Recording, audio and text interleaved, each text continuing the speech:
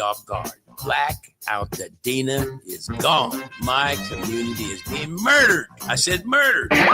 All you have to do is go to our website homepage at kbla1580.com and click on the icon that says KBLA Guest Editorials to learn more about our editorial standards and content submission guidelines. As long as the topic aligns with our mission, we are happy to review your submission and consider it for broadcast. We can't make any promises, but we want to amplify progressive perspectives that are community-focused and solution-oriented. So go to KBLA1580.com right now to download all the information you need about our guest editorials. At KBLA Talk 1580, we've got your black.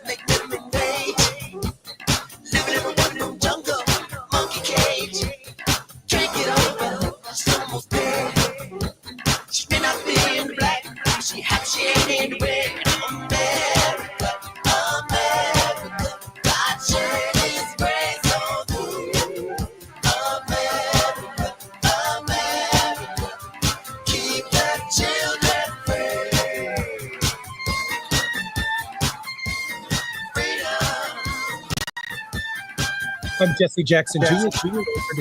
Jesse Jackson, KBLA Talk 1580. It was Jefferson Davis who, at the end of the Civil War, said, "The principle for which we contend is bound to reassert itself, though it may not be another time and at another forum." He also said the contest is not over. The strife is not ended. It has only entered a new and enlarged arena. And finally, he said, "Nothing fills me with deeper sadness than to see a Southern gentleman apologizing for the defense we made of our inheritance. Our cause was so just, so sacred, that had I known that all this had come to pass, had I known what was to be inflicted upon us, all that the country was to suffer, all that our posterity was to endure, I would do it all over again." That was the president of the Confederacy towards the end of the American Civil War, and he was referring to the more than 600,000 Americans, every single family in the United States affected by the conflict associated with the war over slavery. Of course, the war over slavery over time became the war over states. And over time, the war over states became the war over a state's right to leave the Union. And of course, from Abraham Lincoln's perspective, he argued that the states do not have the right to leave the Union over the questions for which they contend. Today on our very special program, we have at least one, but maybe two state representatives who will be joining our program under the leadership of our close and dear regular contributor, Atiba. Atiba Madian is a former deputy executive director of the National Black Caucus of State Legislators. He's a strategic alliance consultant and president of Party Politics US. He's worked as a TV political contributor for BNC News, The Heat, In the Know with Mo, The Leslie Marshall Show, iHeartRadio, GovExec, 96.3 WHUR, and One America News Network. He most recently was a guest host on Rising, an American daily news and opinion web series produced by Washington, D.C. political newspaper The Hill. In 2020, Atiba released his first novel, Saving Grace, a political thriller. Atiba is our very special co-host on today's program. Atiba, welcome forward to the Jesse Jackson Jr. Show. Jesse, it's great to be with you. How are you? Atiba, I'm doing great, and I am so glad that you are here, and I'm very grateful that you, with your contacts across Well, every state legislative body in the United States that has African American state representatives and state senators in that caucus of legislators, that is the National Black Caucus of State Legislators. Atiba is probably one of the uniting forces for the whole group, and he is, of course, a regular contributor on our program. And we've got a lot to discuss today about what is taking place in Texas, about bomb threats, about threatening legislators, and about the historic role, yes, that Texas has played in the ongoing conflict since the end of the Civil War. Atiba, I don't know anyone who knows the subject matter better than you. Well, I started looking at, as you were doing your intro, Langston Hughes' poem, Dream Deferred. And what happens to a dream deferred? Does it dry up? Has our dream dried up now? Because I think that what we're seeing with our legislators in Texas, and they're seeing the fact that they have the courage to stand up for our democracy, I think that they're telling us that we are definitely living in a nightmare, but they're going to need us and they're going to need our support. And, the poem goes on to say, like a raisin in the sun or fester like a sore, and thee run. Does it stink like rotten meat or crust and sugar over like a syrupy sweet? Maybe it just sags like a heavy load, or does it explode? And right now, I think a lot of this stuff is reaching this boiling point and it is ready to explode. We've long heard about America being the place for dreams come true. And for a long time, for centuries, in fact, African Americans have felt that the dream has been deferred, that we have been living in a nightmare. We have been warning America of this, and we're here. And it's a sad case where we are. But I have to say that even hearing about the bomb threats this morning, about what happened, it made me think of the lack of courage of those who used to wear sheets. Atiba, I'm Jesse Jackson Jr., listening to the Jesse Jackson Jr. Show on KBLA 1580. When we come forward, Atiba is going to break down what's going on in Texas and in our nation. While you're stuck in traffic, we can at least bring you up to speed on the news of the day. You're listening to Jesse Jackson Jr. only on KBLA Talk 1580.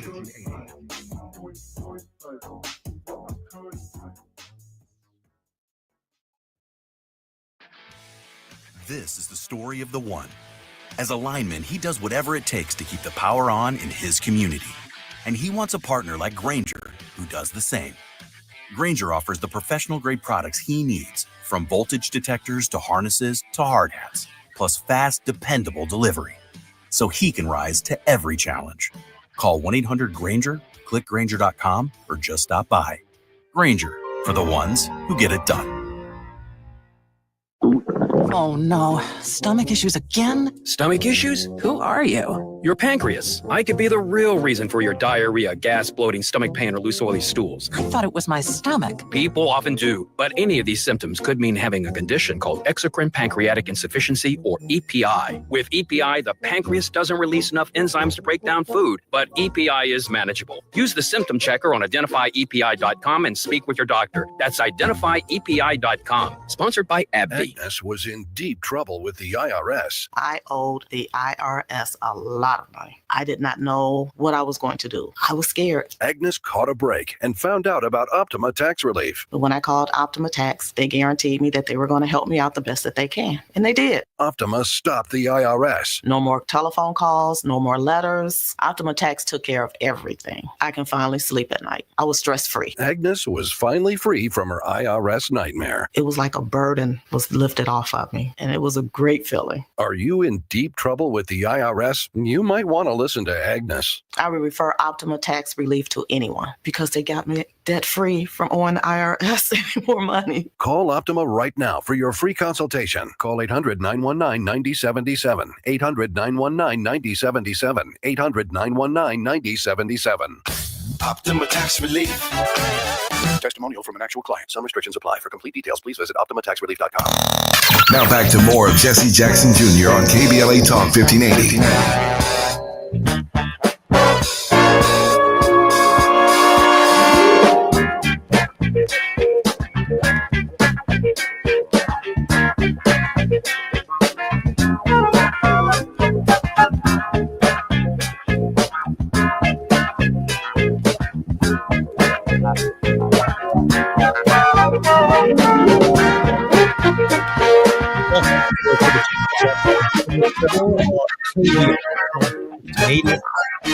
Jesse Jackson Jr. And in this hour, my very special guest is none other than Atiba.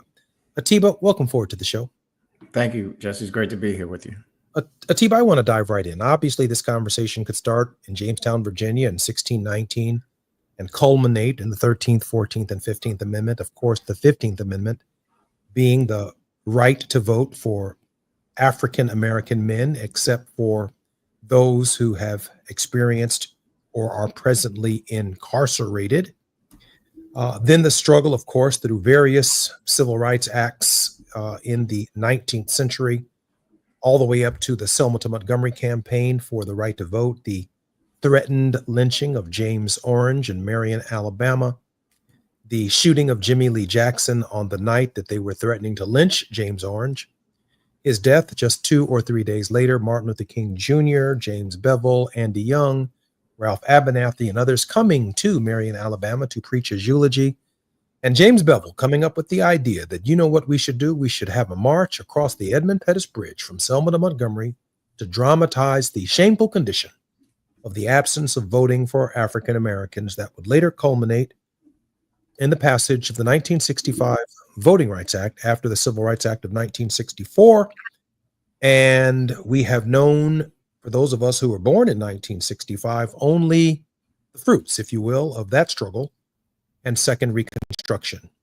And ever since the passage of that act in 1965, there have been attacks by both the legislatures, by the Supreme Court, by those who lost the Civil War, the descendants, and it has brought us right up to the moment where in the mid-decennial process for states who normally wait until the end of the decade, and then the Congress determines the reapportionment by states, and then in the 2002, 2012, 2022, the second year after the decennial year, the state legislatures accept or draw state and federal plans as part of their process. Texas, under the leadership of Governor Abbott and now President Trump, have decided to disrupt that process and in the middle of a decade, change the lines of the state of Texas to their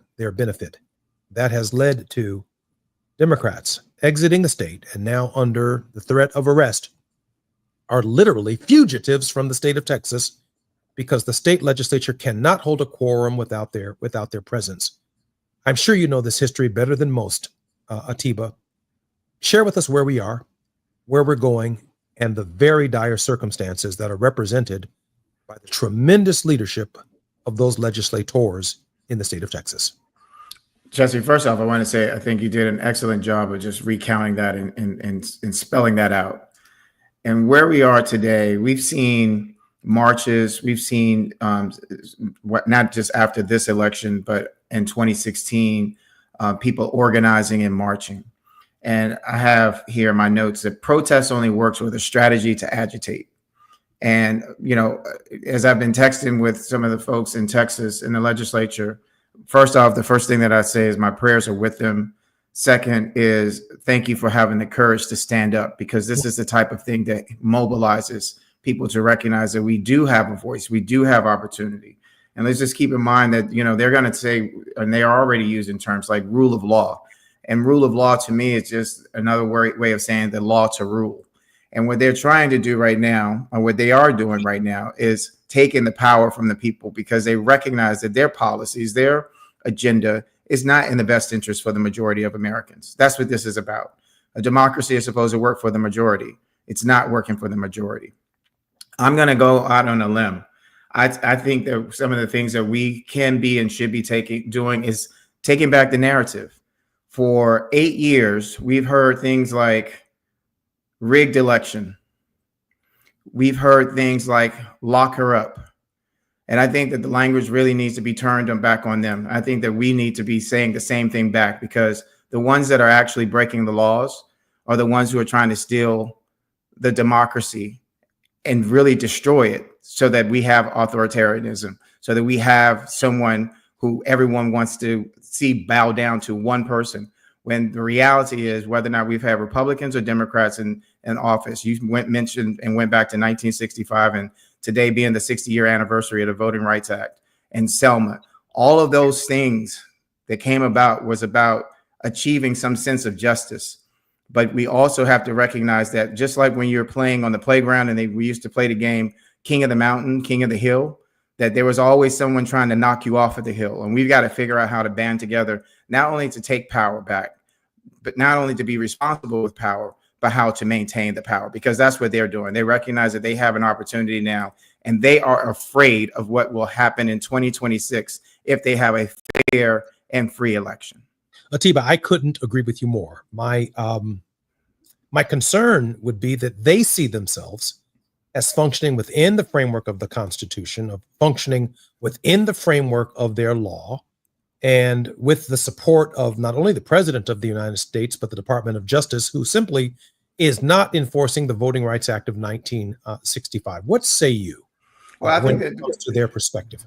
I think let's take a step back and let's recognize and think about where did we make some mistakes.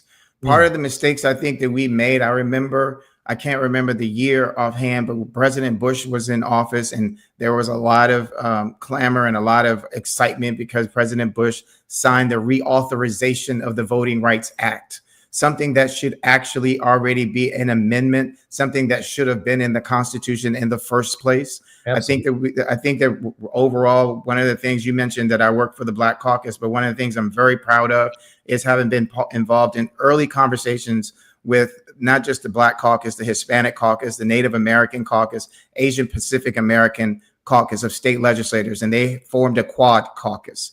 And I just recently was in Boston, Massachusetts. I just returned last night for a meeting of the National Conference of State Legislators. And if you allow me 1 second to just talk about in 1972, somewhere around there, or maybe 75, the NCSL, the National Conference of State Legislators, was formed. This is their 50th year.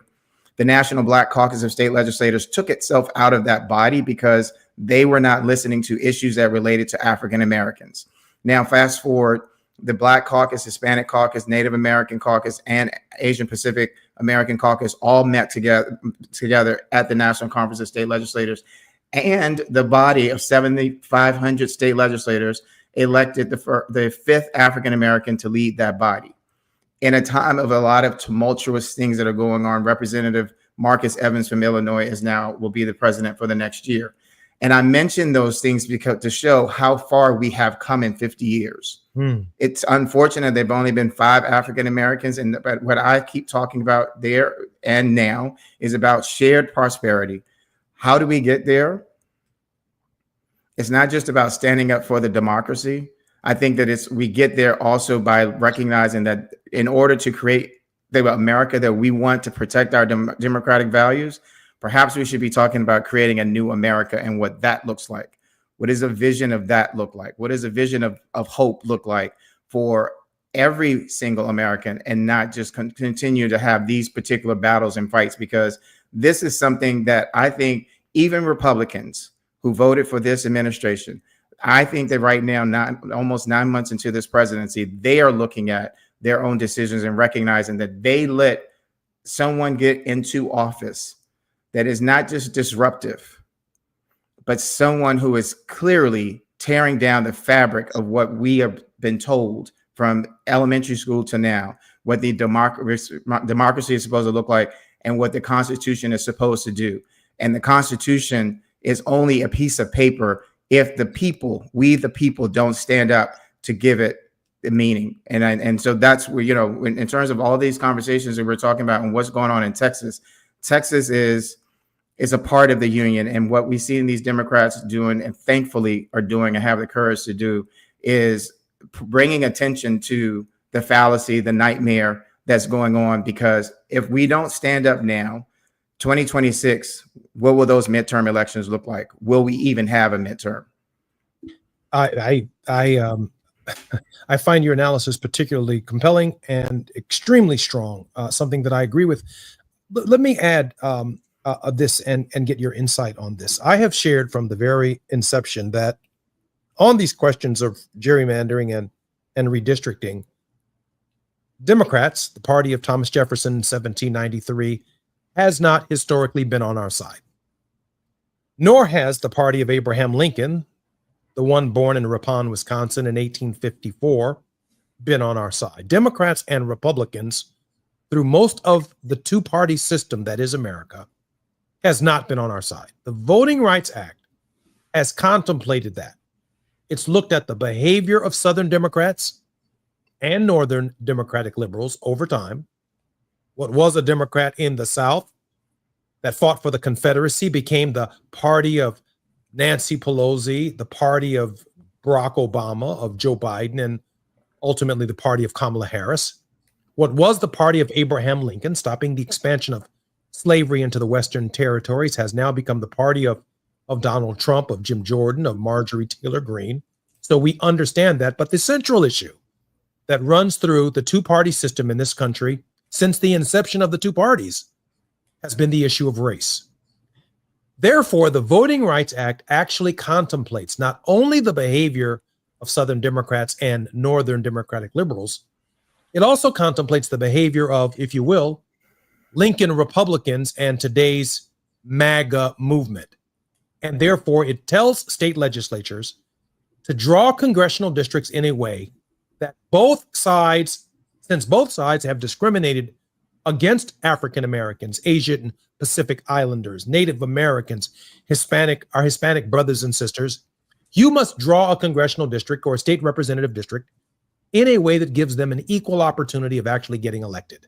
Because all of us live in these segregated communities all over the United States. Draw the lines in a way that gives them a chance to have legitimate representation. That's, in my opinion, what the Voting Rights Act of 1965 actually does.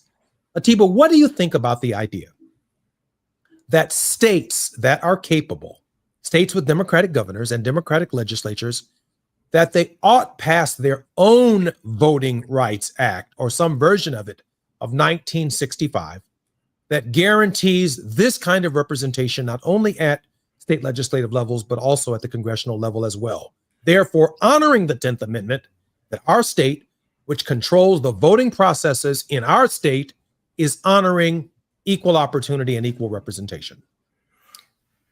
So, Jesse, you served in Congress with Congressman John Lewis, for whom I have the greatest amount of respect, in terms of for what he did, putting his life on the line, what he did as a congressional member, what he did through his life, reminding us of the power and the importance of voting.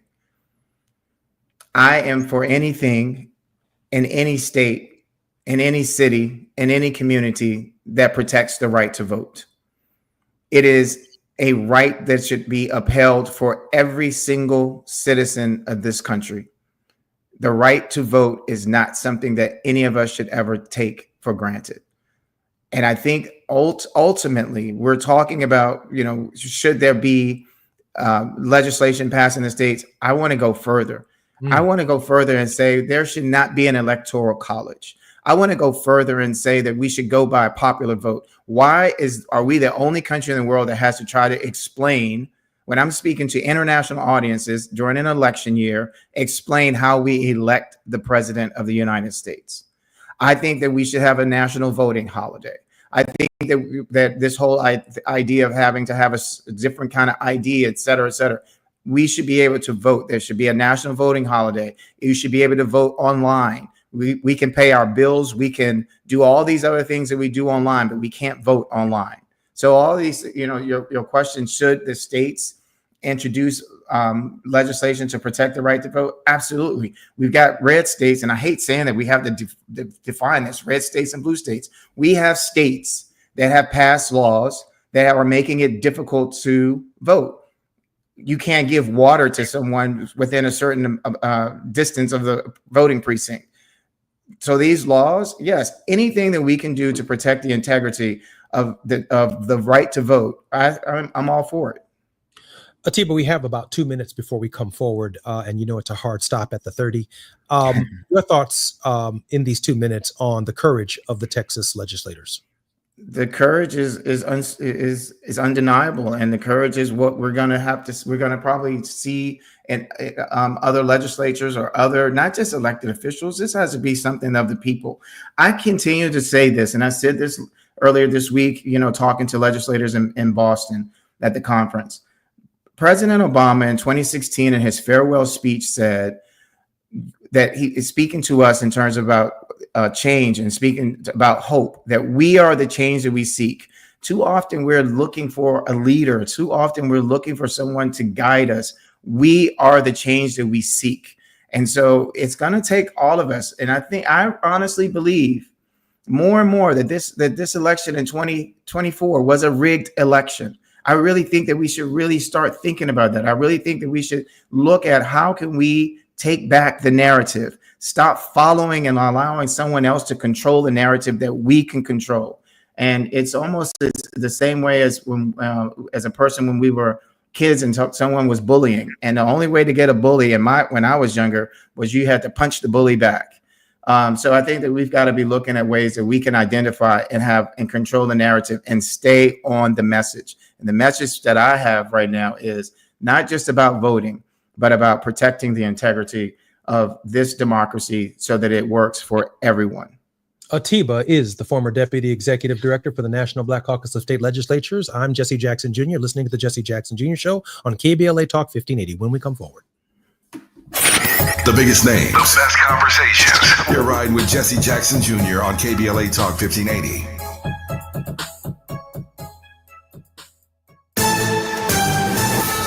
I'm Amber Payton with BIN News Now. 5 soldiers are recovering after a shooting at Fort Stewart in Georgia. The shooter is in custody and no deaths have been reported. The base, which houses 15,000 troops about 40 miles from Savannah, has been given the all clear. Governor Brian Kemp says he's in close contact with law enforcement, and the White House confirms President Trump has been briefed. Sean Diddy Combs is seeking a pardon from President Trump after being convicted in New York on prostitution-related charges. Trump confirmed Combs' team reached out, but said he's unlikely to grant it, noting Diddy's past hostility during his campaign. And Tennessee has executed a black man, 69-year-old Byron Black, for the 1988 murders of his girlfriend and her 2 daughters. Despite concerns his heart device might cause pain, the execution proceeded. Witnesses said Black showed visible distress, saying, quote, "This is hurting so bad," end quote. The victim's relatives were present. Get BIN News Now on demand 24/7 on the iHeartRadio app. Spending 2 hours staring at the back of someone's bumper isn't the best way to end your day. So Jack in the Box is giving you a bonus with their new Bonus Jack Combo. Fries, a drink, and a burger with your choice of 1, 2, or 3 patties, starting at just $4.49. Get so much more. This is the KBLA Sports Minute with Ray Richardson. Venus Williams, at age 45, will be back on the tennis court Thursday morning in the first round of the Cincinnati Open. The Compton native will play Jessica Monero of Spain. Monero is 22. She wasn't even born when Venus turned pro in 1994 at age 14. Jen Pawal will be the first female umpire to work a Major League Baseball game. The 48-year-old Pawal will work the weekend series in Atlanta between the Braves and Miami Marlins. On Sunday, Pawal will be behind the plate calling balls and strikes. MLB is a little late with this milestone. The NBA started using female referees in 1997. The NFL used a female ref for the first time in 2015. Cleveland Browns coach Kevin Stefanski said Shedeur Sanders will be his starting quarterback Friday night in the Browns preseason opener against Carolina. Deion Sanders is listed 4th on the depth chart among the Browns' 5 quarterbacks. No debates, no speculation, just the info you need. That's your KBLA Sports Minute. I'm Ray Richardson on KBLA Talk 1580.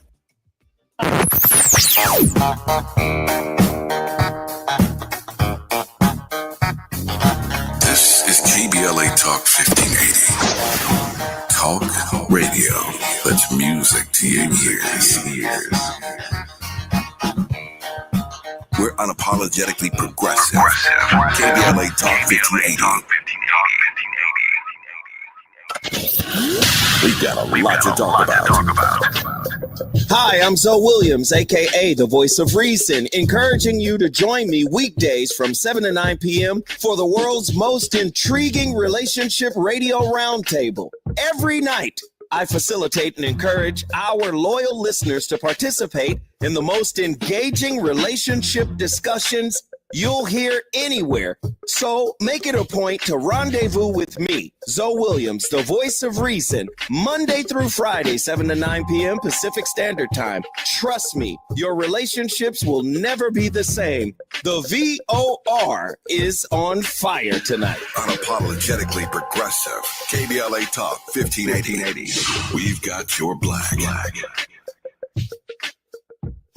You have cancer. The 3 words no one wants to hear. Of the cancers that impact our community, lung cancer is the most dangerous. More people succumb to lung cancer than colon, breast, and prostate combined. Black men are 12% more likely to develop lung cancer, and cases for Black women are rising. Early detection and comprehensive treatment is the best way to beat this dreaded disease. Providence is a research leader in multi-cancer early detection, offering blood tests that identify fast-spreading cancers that don't show symptoms in early stages. The Providence Los Angeles Integrated Network Cancer Program determines best protocols for each patient, interacting with specialists who share experiences, perspectives, and new findings specific to each case. With over 1,000 board-certified physicians, including top oncologists, surgeons, radiologists, and nurse specialists, Providence delivers whole-person care that understands your culture, values, preferences, and priorities. So, if you hear the words, "you have cancer," all you need is faith and providence.org/cancer.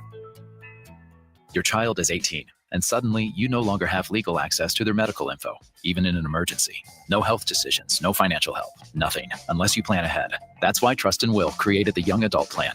It includes HIPAA authorization, healthcare directives, and power of attorney. Everything your child needs to stay protected and stay connected. Go to trustandwill.com and get your Young Adult Plan for just $69. Because turning 18 shouldn't mean cutting parents out of the picture. Trust and Will is an online estate planning service. See website for details.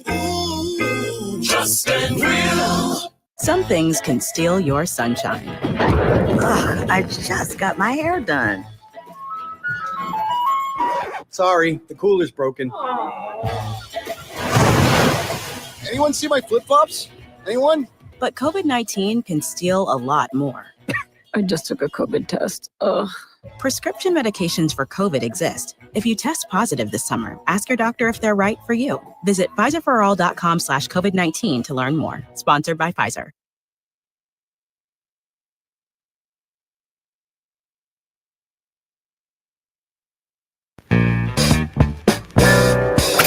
You're listening to Jesse Jackson Jr. on KBLA Talk 1580.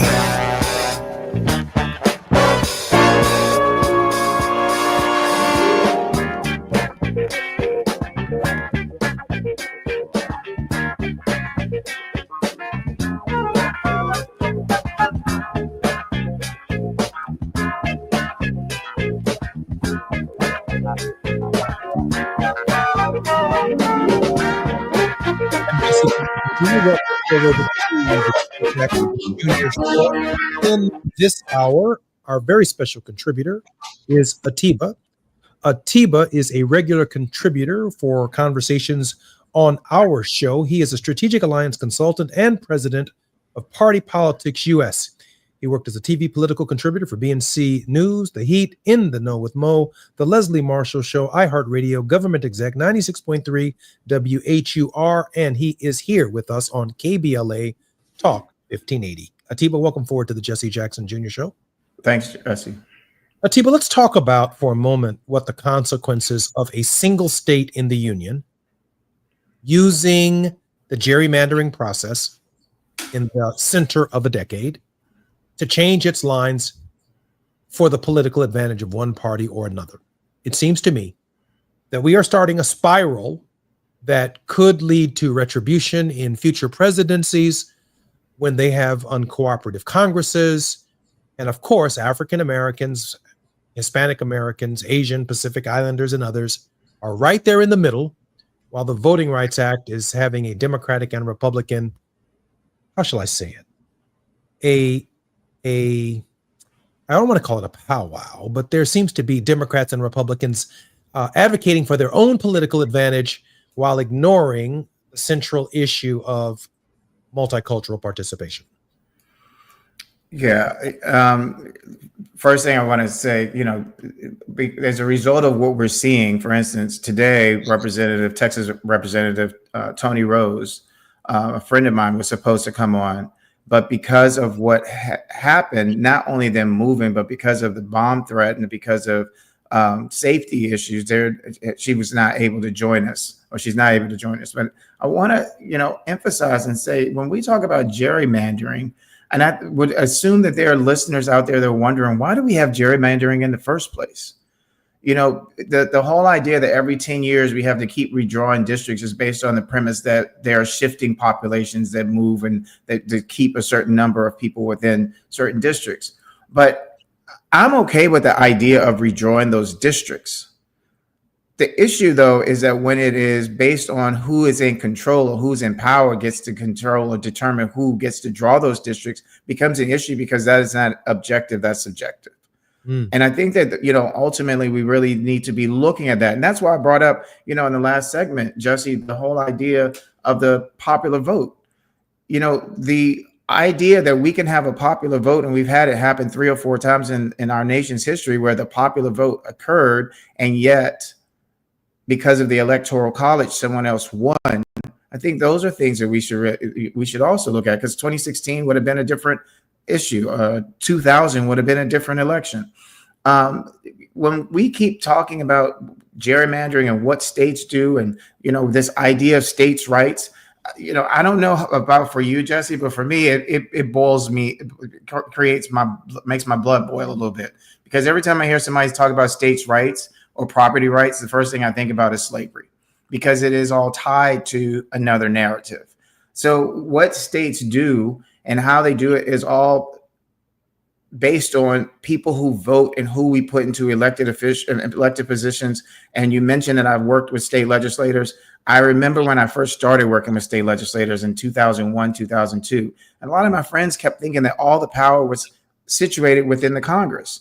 When I kept trying to say, no, you need to know who your state legislator is and why, because the state legislators do so much in terms of where money gets appropriated, where you vote, how you vote, when all these things are all based on those state legislatures. So I think, to what is happening today and what has been happening really over the last decade or two has forced people to learn more about our electoral process, which is unfortunate when we think about the education system, because I think that things have moved away from that. I'm going to say there's one last thing. Do you remember that cartoon, How to Make a Bill? Yeah. In fact, So I've got the railroad guy and the bill around me somewhere here on this table. But I hear you. Yeah, I remember. Yeah, and probably some people, maybe that is bringing back how he sang it. I'm not even going to try and do it because I'll embarrass myself even more. That's right. I got it for you. Schoolhouse Rock. I'm Yeah. only a bill, and I'm sitting here on Capitol Hill. And now I'm off to committee where I'll sit here and wait while the Democrats and Republicans start a debate. Oh, how I wish and pray that I won. I got it. Yeah, I got that thing. Hope one day I'll become a law. There you go. Thank you for that. No problem. And yesterday at the conference, they were giving out at one of the booths in the exhibit hall. They were giving out, and I tried to get one, but I had to leave. They were giving out the one that looked like the bill, like a puppet, and a stuffed bill. And I just thought, wow, isn't this cool that here we are in this body, where there are Republicans and Democrats from all over the country, and they were giving that out. But it's a reminder. The unfortunate part is now is that bills get introduced and they just die and die and die and die. And I'm trying to not say think. We have to recognize our power, and that that giving away our power is when we don't vote. And so you asked me, I know you started us off with gerrymandering, but there have been too often times in elections where we look at what the voting numbers were and they were low because we didn't vote. And that also leads to where we are, unfortunately, today. I should tell you that one of my friends just texted me, "You can't sing. Please don't do that again." I hear you, Alpin. I think you did a great job, Jesse. I appreciate that. Listen, I just want to say that, there are a couple of schemes theoretically that would work, right? If every state had, for example, the state of Illinois has 19 representatives. I think it's 19, might have been 16 at one point in time, but the reapportionment gave us 19. If every Illinoisan got to vote for 19 people at large to represent Illinois in the Congress of the United States based upon reapportionment, I suspect there would not be a single African American in Congress. And there may not even be an African American woman in the Congress. Or there may not even be a woman at all in the Congress from the state of Illinois if everyone ran statewide and at large. Mm-hmm. But in the city of Chicago, in Cook County, because of the history of segregation, Black people live on one side of town. We have a Chinatown. We have a part of Chicago where a lot of Irish people live. We have a west side of Chicago, a south side of Chicago. We have a Polish community, and we have had Polish representatives in the Congress of the United States. And so based upon how the lines are drawn, we've had Dan Rostenkowski in the Congress.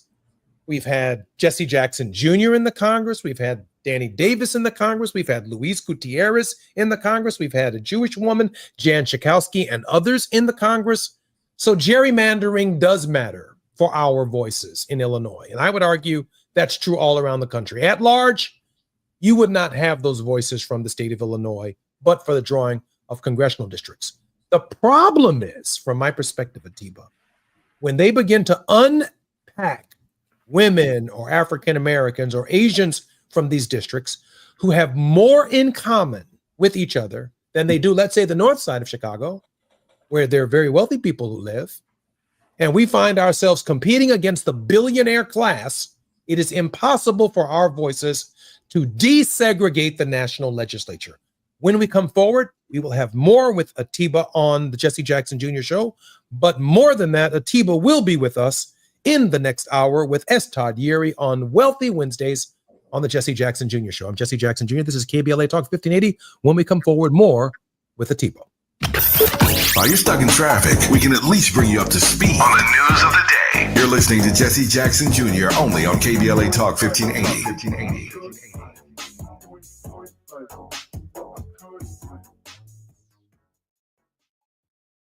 If you're an adult in need of an accredited high school diploma, the Los Angeles Public Library can help. You could earn one for free in as few as 5 months, online with 24/7 access. You also get a personal academic coach, plus special training focused on 9 in-demand industries, as well as a resume and cover letter to advance your career. Visit the website at lapl.org/diploma. That's lapl.org/diploma. JP Morgan Chase offers tips for the local business owners in 2025. Small business landscape is ever changing, and the Los Angeles market is no exception. A startup or legacy business, revisiting your mission statement and recalibrating offerings can renew opportunities for growth and innovations. Programs like Chase for Business Coaching for Impact gives entrepreneurs access to expert guidance, helping you streamline operations, strategize your growth, and navigate complex challenges. Businesses with a clear sense of purpose can navigate any challenge effectively, but also build stronger customer loyalty. Visit chase.com/coaching for impact for more information. This segment is sponsored by JP Morgan Chase.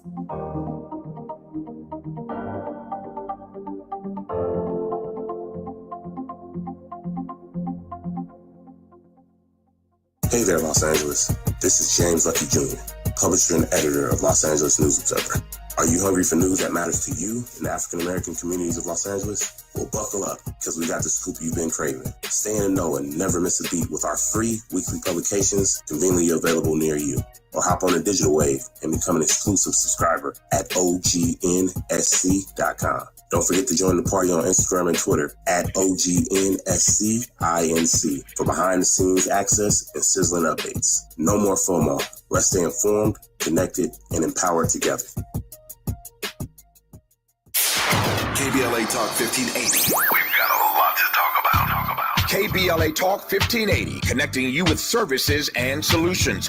The Los Angeles Regional Food Bank is on a mission to fight hunger and provide nutritious food to those in need across our community. They partner with federal, state, and local programs advocating for better policies and funding for critical hunger relief programs like Cow Fresh, the Emergency Food Assistance Program, and the Child and Adult Care Food Program. The food bank works with coalitions and local representatives to make sure hunger is addressed in every district of LA County. They also run nutrition education campaigns, raise hunger awareness, and source nutritious food for distribution, all while supporting regulations that allow food pantries to operate safely. Want to help? Visit lafoodbank.org or call 323-234-3030 to volunteer or find a food bank near you. Together, we can ensure that no one goes hungry in Los Angeles County. This is a community call to action from KBLA Talk 1580. Are you wet shaving? You'll get razor bumps. Nah, Pops, I'm good with Gillette Skin Guard. How long you been growing that beard Mama hates anyway? Since 77. I shaved and got ingrown so bad. That's why I use the Gillette Skin Guard razor, face scrub, shave gel, and moisturizer. So I don't have to worry about new razor bumps or shaving irritation. Gillette Skin Guard, huh? Your mama's gonna love this one. The best a man can get keeps getting better with Gillette Skin Guard. Buy now at a retailer near you. Now back to more of Jesse Jackson Jr. on KBLA Talk 1580.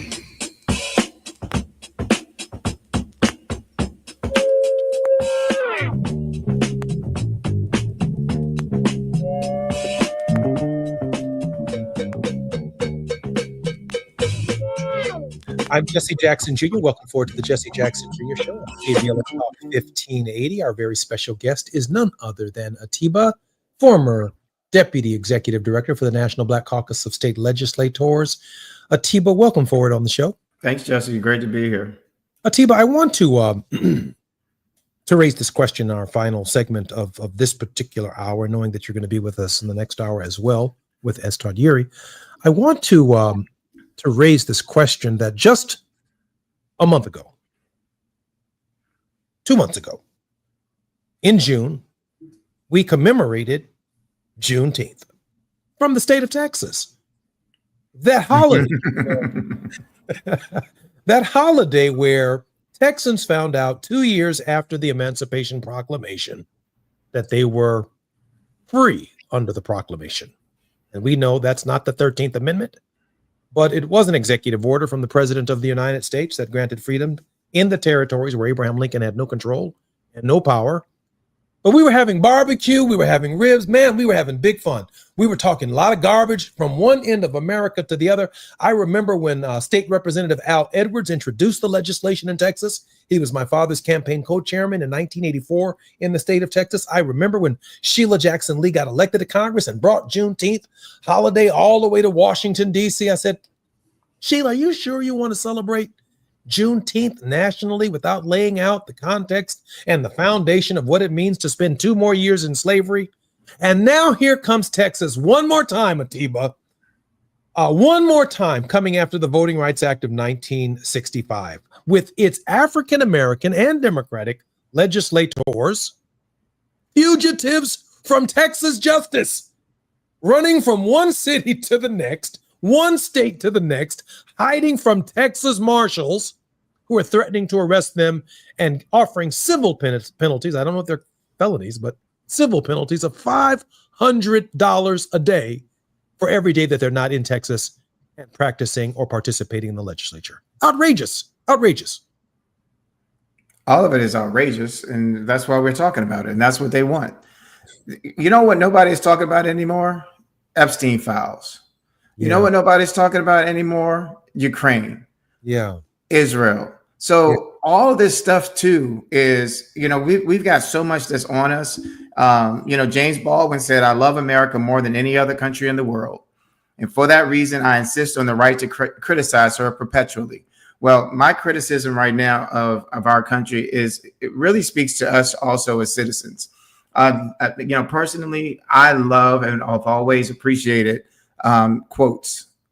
And one of the quotes has been, we have nothing to fear but fear itself. And I think that what we see right now with those Texas legislators is that they're staring right at the fear of these Republicans who expected them. What did they expect them to do, Jesse? Did they really expect them to just sit there and just take it? Did they really expect them to do that? This is what I actually think and expect. I think they think we're ignorant of this history. I think they think we don't know our own Passover and Seder experience. I think they think we don't see them and their behavior. And I think that they see us in time, but they don't understand that not only are we in time, as Johnny Mack said last Thursday, we are in time, but we're over time. We've watched the behavior over time. And because we've seen the behavior over time, we don't have to say anything but sit there and look at them. And we can say to ourselves, we know exactly what you're doing. And guess what? We're getting on a plane and we're getting out of here because we're going to disrupt this process to bring it to the nation's attention. That's what I think. And agitate. The strategy can no longer be that we're just going to march. I keep getting these things saying sign up for a national boycott. What right now? I think the Washington Post until a couple of years ago used to say democracy dies in the darkness. But today we've got to bring all these things out and expose it. We've got to talk about, and I really truly believe that we need to go back and continue to talk about slavery, because that's what they're trying to push this whole country back into. And it's not just us that they want to be enslaved. They want to enslave everyone. This billionaire class, there are so much really to unpack. There's not even enough to talk about here. But I really want us also to recognize that there's the distractions that are going on, that even though we're paying attention to what's going on in Texas, please do not keep your eye off of the prize. Isn't that, and I used to see that all the time. Keep your eyes on the prize. In fact, Congressman Lewis wrote that in my book, the book that he signed to me. Keep your eyes on the prize. And so I think that, we've got to be looking at what is it that's going to pull us up? What is it going to be that's going to inspire us? Not looking for one person to give us the message, but for all of us. And I think really, what these Texas legislators have done is shown a light on what is going on, not just in Texas. Because when I'm talking to legislators all around the country, they keep saying, Atiba, Project 25 has been going on in our legislatures all year. So I've heard people talk about Project 2025, but what are you willing to do? We've got New Jersey coming up. We've got Virginia coming up. We've got the New York mayoral election coming up. What are we willing to do to take back the power? I think that's really going to be a big question in the next few weeks that each of us is going to have to recognize and look within ourselves. What are we willing to do to protect the democracy? We've got the leaders in Texas who started this. What are we going to do to support them? This is our Rosa Parks moment. I think that's what I just heard you say. This is our Fannie Lou Hamer at the Democratic National Convention moment. This is our Shirley Chisholm moment. This is our moment to stand up in time because of our knowledge of history over time. Atiba, with full knowledge that you're going to be with us in the next hour with S. Todd Urey, where we will continue this conversation. Atiba, offer us in this final 4 minutes a word of hope. In terms of hope, the hope is within us. Each of us is up to us. And we are the hope that we seek. That's why I keep repeating that about what President Obama said in his farewell speech. You are the hope that you seek. We kept thinking that it was supposed to be him. We kept saying, oh, well, he didn't do this and do this as president. We didn't go and give him the support in 2010 or 2014 in the midterm elections to make sure that they kept the House and they made sure that they kept the Senate to be able to pass meaningful legislation. The hope is that we identify amongst us, not just one Obama, not just one Jesse Jackson, we identify multiple people. And where we also recognize that within ourselves, we all can make a difference. We all can make a change, but we all must stand up and we must all make sure that we are heard. I couldn't agree with you more. This is not my time. It's not Atiba's time. This is your time. That the hope is within you. I keep hearing people looking for a leader. You are the leader that we are waiting for. Your vote does matter. Registering people to participate in this process does matter. There is a gerrymander coming your way in reaction to the state of Texas, Governor Newsom in the state of California is now discussing with legislative officials in that state to respond to Texas by opening up its state's plan. The governor of Illinois has offered to open up his state's plan.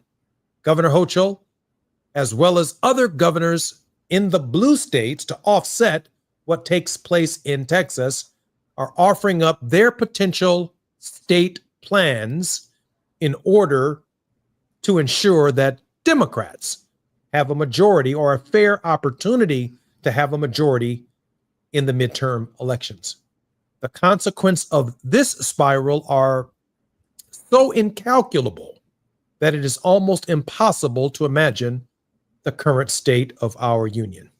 Atiba, I'm grateful that you're on the Jesse Jackson Jr. Show, knowing full well that you're going to be with us for the next hour. Welcome again to the Jesse Jackson Jr. Show, Atiba. Great to be here. I'm Jesse Jackson Jr., listening to the Jesse Jackson Jr. Show on KBLA Talk 1580. When we come forward, more with Atiba, and we'll welcome attorney S. Todd Yeary, 1 foot in the pulpit and 1 foot in the courtroom. I'm Jesse Jackson Jr. When we come forward.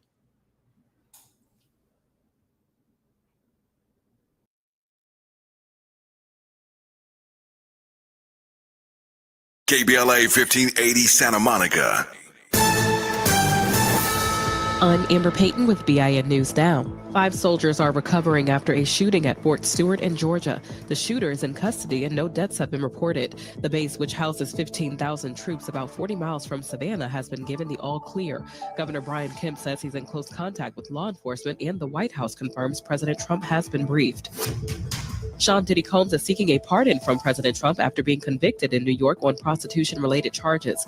Trump confirmed Combs' team reached out, but said he's unlikely to grant it, noting Diddy's past hostility during his campaign. And Tennessee has executed a black man, 69-year-old Byron Black, for the 1988 murders of his girlfriend and her 2 daughters. Despite concerns his heart device might cause pain, the execution proceeded. Witnesses said Black showed visible distress, saying, quote, "This is hurting so bad," end quote. The victim's relatives were present. Get BIN News Now on demand 24/7 on the iHeartRadio app. Spending 2 hours staring at the back of someone's bumper isn't the best way to end your day. So Jack in the Box is giving you a bonus with their new Bonus Jack Combo. Fries, a drink, and a burger with your choice of 1, 2, or 3 patties, starting at just $4.49. Get so much more. This is the KBLA Sports Minute with Ray Richardson. Venus Williams, at age 45, will be back on the tennis court Thursday morning in the first round of the Cincinnati Open. The Compton native will play Jessica Monero of Spain. Monero is 22. She wasn't even born when Venus turned pro in 1994 at age 14. Jen Pawal will be the first female umpire to work a Major League Baseball game. The 48-year-old Pawal will work the weekend series in Atlanta between the Braves and Miami Marlins. On Sunday, Pawal will be behind the plate calling balls and strikes. MLB is a little late with this milestone. The NBA started using female referees in 1997. The NFL used a female ref for the first time in 2015. Cleveland Browns coach Kevin Stefanski said Shedeur Sanders will be his starting quarterback Friday night in the Browns preseason opener against Carolina. Deion Sanders is listed 4th on the depth chart among the Browns' 5 quarterbacks. No debates, no speculation, just the info you need. That's your KBLA Sports Minute. I'm Ray Richardson on KBLA Talk 1580. At KBLA Talk 1580, we aim to foster enlightening, sustainable, restorative dialogue, and we welcome unapologetically progressive viewpoints that empower fellow citizens. We are now accepting submissions for KBLA Talk 1580 guest editorials like this one. With the KBLA Talk 1580 guest editorial, I'm Martin Gordon, chair of the Pasadena Community Coalition. Recently, I listened to a Tavis Smiley Show conversation with James Falk. James said something that caught me off guard. Black Altadena is gone. My community is being murdered. I said murdered. All you have to do is go to our website homepage at KBLA1580.com and click on the icon that says KBLA Guest Editorials to learn more about our editorial standards and content submission guidelines. As long as the topic aligns with our mission, we are happy to review your submission and consider it for broadcast. We can't make any promises, but we want to amplify progressive perspectives that our community community-focused and solution-oriented. So go to KBLA1580.com right now to download all the information you need about our guest editorials. At KBLA Talk 1580, we've got your black.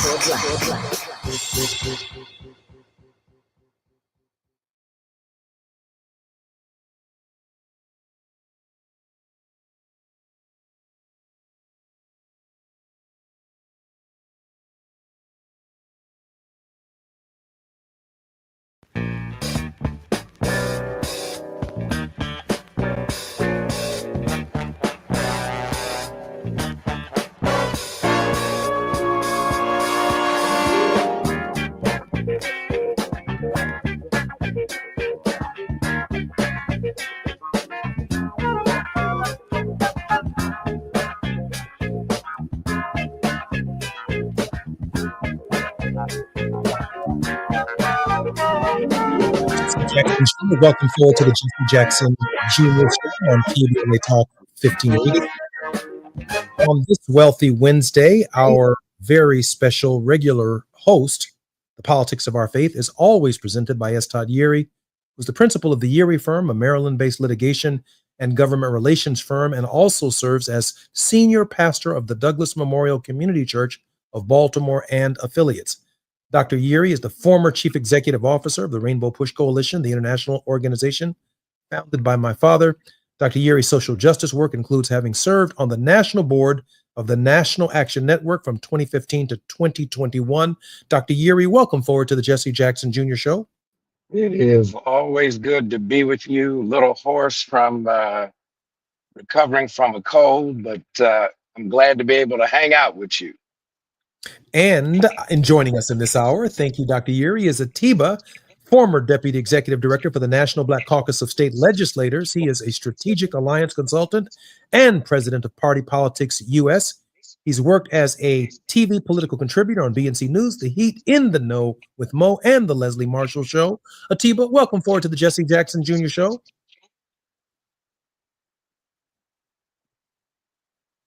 Atiba, you with us? I'm sorry, I had it muted. It's great to be with you guys. And I'm particularly honored as a result of Atiba. We are going to have in this hour Jolanda Jones, who rose from a childhood of poverty and tragedy to membership in numerous halls of fame, a CNN hero, a four-time national track and field champion, a basketball All-American, a Rhodes Scholar nominee, a successful businesswoman, author, and unapologetic human rights activist, a Houston City Council member and school board trustee.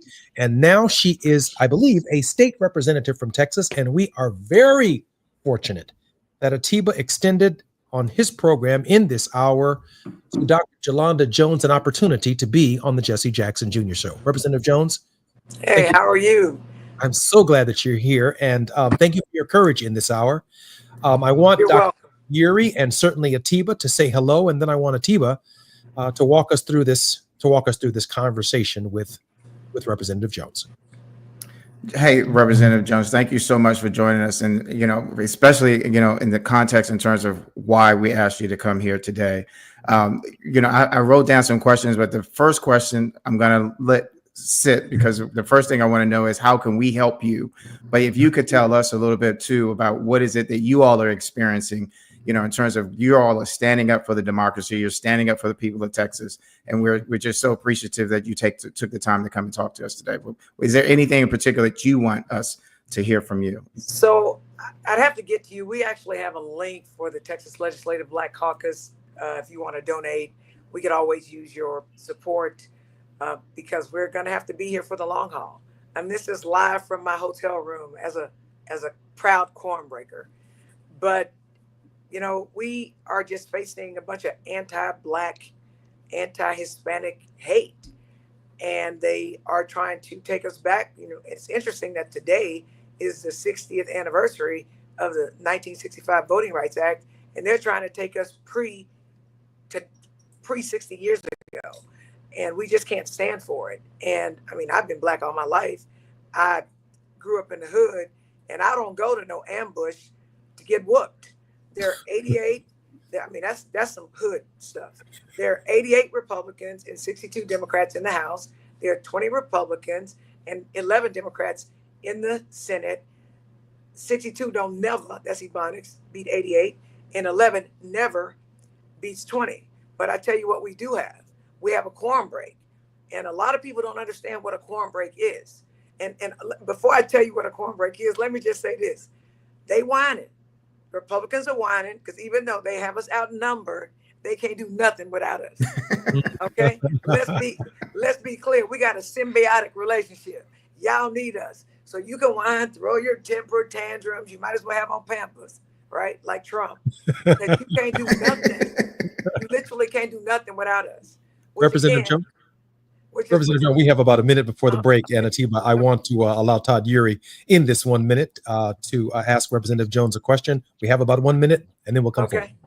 I wanted her to keep on rolling because I was with the whole thing. Look, when you know where you are, when you can count, when you understand the rules, that's when they get very aggressive in trying to come back at you.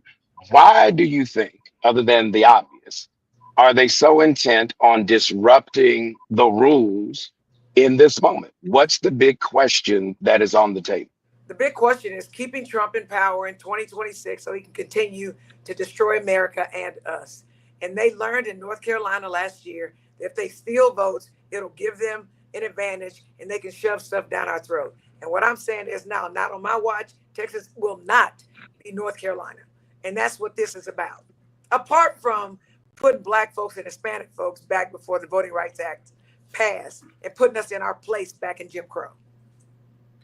I couldn't disagree. I couldn't agree more. I mean, that Representative Jones is as clear as it gets in terms of what we are looking at. And part of your courage is that the consequences of it could spread to every state in the union.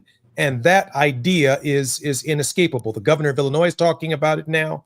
The governor of California is talking about it now. The governor of New York and New Jersey are now talking about opening up their plans going forward. And I find that deeply troubling. I'm Jesse Jackson Jr. You're listening to the Jesse Jackson Jr. Show. When we come forward, more with Attorney Todd Uri, Atiba Madian, and Representative Jelanda Jones. Thank you all for being our guests in this special hour. It's afternoon drive time with Jesse Jackson Jr. Only on KBLA Talk 1580. Agnes was in deep trouble with the IRS. I owed the IRS a lot of money. I did not know what I was going to do. I was scared. Agnes caught a break and found out about Optima tax relief. But when I called Optima Tax, they guaranteed me that they were going to help me out the best that they can. And they did. Optima stopped the IRS. No more telephone calls, no more letters. Optima Tax took care of everything. I can finally sleep at night. I was stress-free. Agnes was finally free from her IRS nightmare. It was like a burden was lifted off of me, and it was a great feeling. Are you in deep trouble with the IRS? You might want to listen to Agnes. I would refer Optima Tax Relief to anyone because they got me debt-free from owing the IRS any more money. Call Optima right now for your free consultation. Call 800-919-9077. 800-919-9077. 800-919-9077. Optima Tax Relief. Testimonial from an actual client. Some restrictions apply. For complete details, please visit OptimaTaxRelief.com. This is the story of the one. As a lineman, he does whatever it takes to keep the power on in his community. And he wants a partner like Grainger who does the same. Grainger offers the professional-grade products he needs, from voltage detectors to harnesses to hard hats, plus fast, dependable delivery, so he can rise to every challenge. Call 1-800-GRAINGER, click Grainger.com, or just stop by. Grainger, for the ones who get it done. Oh no, stomach issues again? Stomach issues? Who are you? Your pancreas. I could be the real reason for your diarrhea, gas, bloating, stomach pain, or loose oily stools. I thought it was my stomach. People often do, but any of these symptoms could mean having a condition called exocrine pancreatic insufficiency, or EPI. With EPI, the pancreas doesn't release enough enzymes to break down food, but EPI is manageable. Use the symptom checker on identifyepi.com and speak with your doctor. That's identifyepi.com. Sponsored by AbbVie. Now back to more of Jesse Jackson Jr. on KBLA Talk 1580.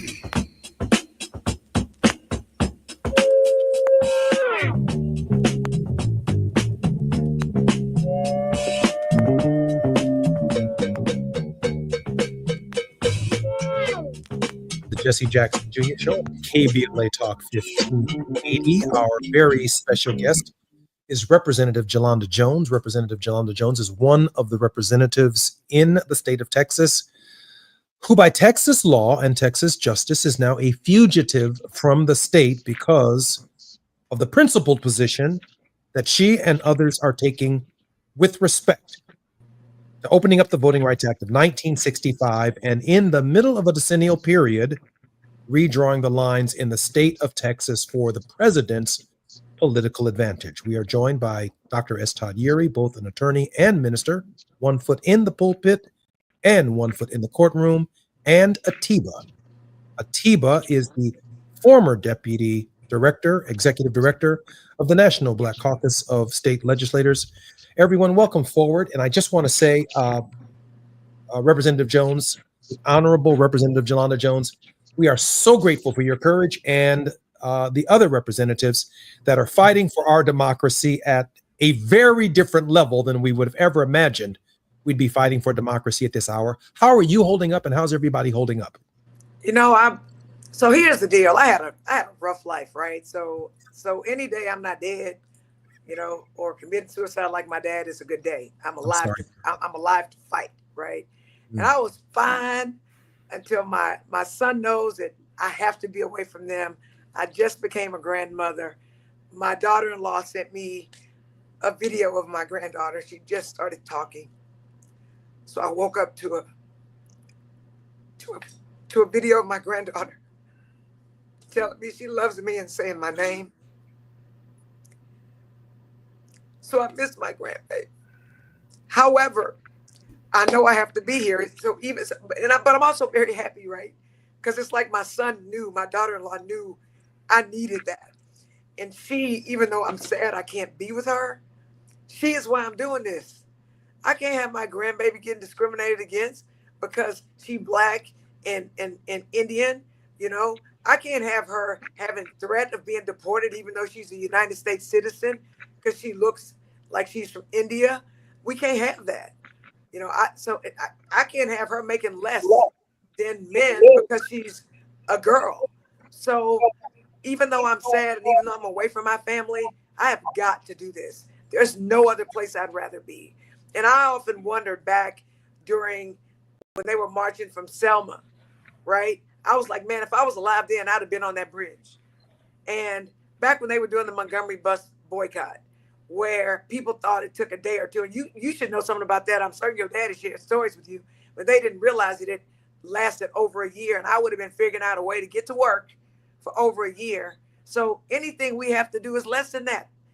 The boycott lasted for more than a year. We ain't got to be corn breaking for more than a year. And so we need to be ready to do whatever it is we need to do, because seriously, those 3 seats they stole in North Carolina allowed Trump to disenfranchise people across America, including Texas. And that is why this fight in Texas affects you. So pay attention, because things can get worse. And I think that we are so far removed from segregation, from Jim Crow, that people that haven't had to live in it, they think it was a long time ago. And they just don't understand lynchings. They don't understand having separate but equal. They don't understand having district representation as opposed to at large that favored the majority of white people. They don't understand that. And it can get worse. I know it can get worse. I pay attention to history. Things that your dad did, Martin Luther King did, Malcolm X did, Barbara Jordan did. People made sacrifices for me to be able to vote. People made sacrifices to get rid of the poll tax. People made sacrifices so that we didn't get lynched anymore. People made sacrifices for us to just start getting justice for police officers who kill us. So I'm standing in the gap. I ain't got nothing better to do. I'm from the hood. We are somewhere. I don't know if people know where we are. We are somewhere undisclosed. I don't have to worry about getting lynched. So I'm okay. And I'm in this fight to win this fight. Atiba, I'm moved by the representative's courage. Not long from now, her grandbaby is going to look back and associate the courage of her grandmother with the Voting Rights Act of 1965 on the occasion of its 60th anniversary. Atiba, in this moment, this is a generational struggle. It is a generational struggle. And Representative Jones, you laid it out very well. I mean, ultimately, where we are today is we're standing on the shoulders of giants, and we have the roadmap for how to become successful. The problem, or I won't say the problem, the challenge is that we have to wake up and recognize that we are the hope that we seek. It's all of this change is going to come about. And that's why I wanted to start off the question to you, asking you, what can we do to help you?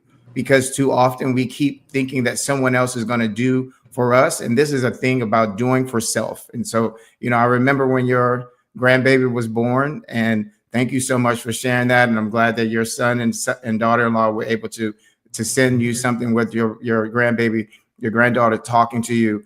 But because I keep saying to people, and we missed you this week at the National Conference of State Legislators.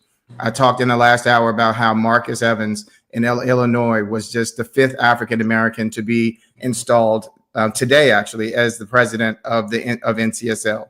But when we look at the shared history of where we've been in this country, and when, the Quad Caucus and all these other groups and organizations, all of us are in this together. The problem is that people from the top keep wanting to break us apart. And so I just want to say again, thank you for your courage for keeping us together, because the rest of the country, and when I'm talking to people there, I know in Maryland, they did something. In Massachusetts, they were talking about doing something. All of this is waking us up. So, in terms of your message, in terms of what you're saying, also, can you tell our audience also, what are some of the things that were going on before you all decided to leave? And what was it that pulled you all together to say, we have to leave now? So here's what's interesting. Again, I said 88 to 62 and 20 to 11, right? Republicans to Democrats. And I was so I believe Trump had this plan from day one. It was always a fallback plan. I believe that. So we get our committee assignments in January. So I was on the redistricting committee. I was like, what I'm doing redistricting, this ain't a decade. We don't have no census. We shouldn't have, a redistricting. But I was on the committee. We literally had no meeting. So I was like, oh, maybe this is just a standing committee, right? Where we just have it. Then in the spring, people started chattering there's going to be redistricting. And it was about the time that everything was coming out with the poll numbers, that people don't like Trump, that his policies are destroying America, that people are getting kicked off of their health care. Obviously, women can't control their bodies. They are deporting U.S. citizens. They are separating families. They are sending people to countries they've never been to. They are not giving living wages. And it goes on and on and on, right? And that bill passed by one whole vote. And that's because Congressional District 18 didn't have a representative, which, by the way, I live in Congressional District 18. So stuff was going on. And I was asking the Republicans, is there going to be a redistricting? Because people were gossiping about it, sort of like you live in All My Children in Pine Valley. If enough people are talking about it, it's going to happen. Or if you're talking about now, but beyond the gates. But the point I'm making is this. All of a sudden, and it wasn't all of a sudden, the governor calls for a special session, but he doesn't put redistricting on the call initially. And people are like, well, there's not going to be redistricting. We're like, nah, these Republicans, it's too much chatter going on. Right before the session started, they put redistricting on. So I'm like, there are no new numbers. There has not been a new census. Redistricting is done based on where people move to and moving the numbers around to where the people are. So there's nothing new to consider. I guess to reconsider. Apart from that, there is actual litigation going on for the racist maps that they did in 2021. They literally testified in El Paso about a month ago on the racism in that. And in that trial, the state, the governor, the attorney general, and Senator Joan Huffman, who was over the redistricting committee in the Senate, said these were not racially gerrymandered. They were not done on that. Now all of a sudden, right, it's racist, right? So are you lying then or are you lying now? We know they were lying both times. But so then I sit there and I end up stepping down from the redistricting committee. However, I participated in the redistricting committee hearings. If you go back and look at video, you will see myself and Congresswoman Jasmine Crockett laying down the legal foundation, because Mr. Geary, I'm a lawyer too. I'm a trial lawyer for 30 years. I know I don't look that old, but in any case, we were laying down the legal framework and we had good dialogue and we're setting them up. So when we sue, if these maps ever pass, then we gonna have sound legal footing under what remains of the Voting Rights Act. Although that might be done after this Louisiana case, but that's another story for another day. So we go to these 3 kangaroo court hearings. First of all, normally with hearings, like always with hearings, we actually have a bill to have a hearing on so that we can see how the bill impacts us. We literally don't have a bill. How you gonna testify about how a map will disenfranchise you or help you if there is no bill with the map? So that it forced the people who testified to say they were neutral because there was no bill. Mr. Geary, I'm certain you understand this. If you end up going to court and they're going to pull the record, everybody is testifying to neutral, which means there was nothing against it. There's nothing wrong with this bill. That was some bullshiggity. Let me be clear, right? So the 3 hearings, one was in Austin, one was in Houston, and then the last one was in Arlington. So the Austin, the state capital, Houston is where they're trying to get rid of 2 black districts, and Dallas where they're trying to get rid of 2. They're pitting 2 black districts against each other. So first we have that. Then the chair is a lawyer. And during the general session, he's like the expert for Republicans on the law. He knows everything about everything. And I respect him. He's a smart guy. He's an intelligent guy. And he's a well-trained lawyer. So imagine my surprise when we have in these committee meetings, somebody asks him a question. He's like, the chair is not advised. The chair is not advised. The chair is not advised means he don't know what's going on. That man don't never do nothing going on. So I remember thinking, because I'm from the hood and I got plenty of common sense, I thought either he's willfully ignorant or he lying.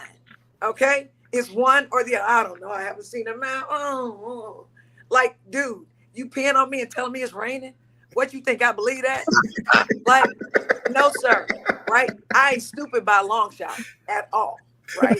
So then, and so then again, you can't keep anything secret because it's like beyond the gates in the Capitol. And all of a sudden I hear, well, I think the map might going to be coming out on Wednesday. They're going to file a map on Wednesday. And then on Friday, we're going to have a marathon hearing. Bloop. The map is filed on Wednesday. Right? And then all of a sudden, the Republicans got swag. When I was little, I used to fight. I'm from the hood.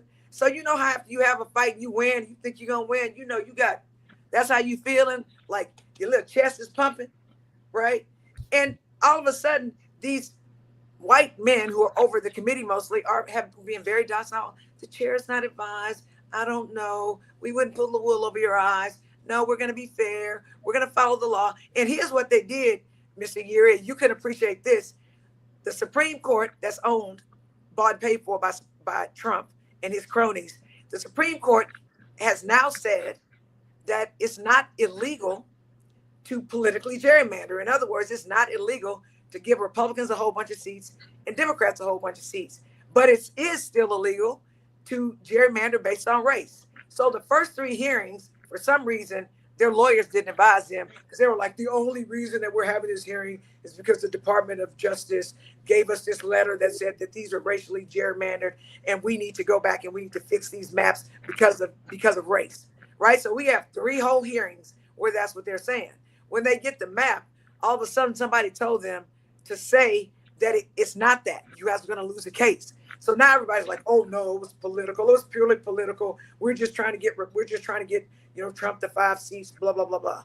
First of all, any lawyer knows you already said that, because if I get you on the stand to cross-examine you, when you say, no, it wasn't done as a racist act, it was just political, I'm going to say, well, why you say in public hearing number 1 in Austin, public hearing number 2 in Houston, public hearing number 3 in Arlington, that it was done solely because of that racist Department of Justice letter?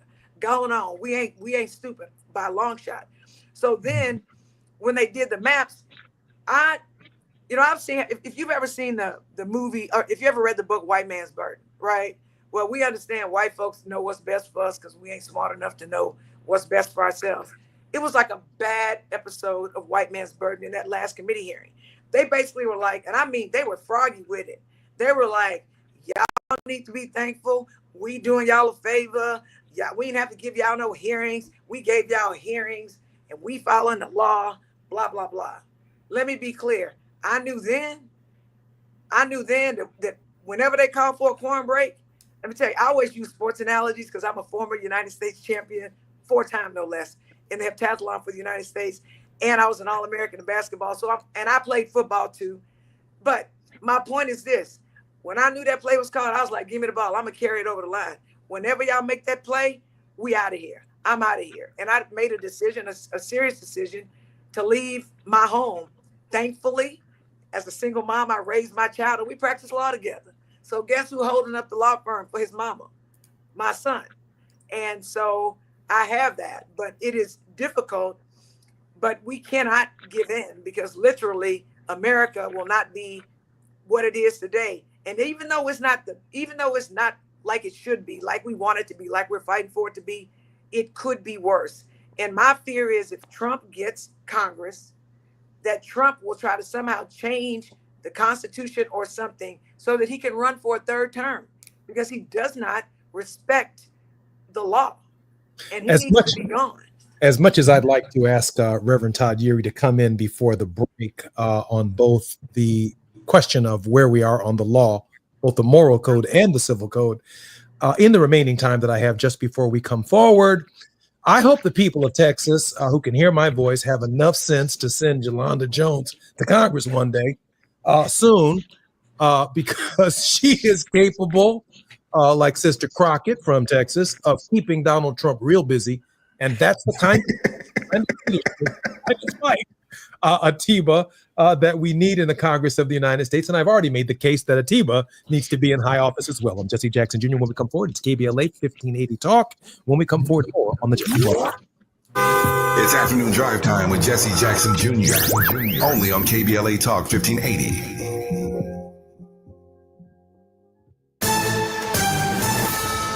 I'm Amber Payton with BIN News Now. Black New York City Mayor Eric Adams has secured endorsements from nearly 100 faith leaders in his re-election bid. Each one of you at one given time have prayed for me during the most difficult moment of my life. Look at these 3 years and 7 months.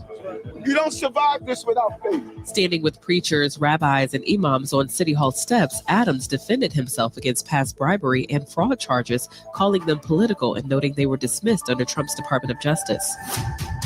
BET is pausing the Soul Train Awards and Hip Hop Awards to, quote, reimagine, end quote, them for today's media landscape. CEO Scott Mills says the shows are not canceled, just on hold.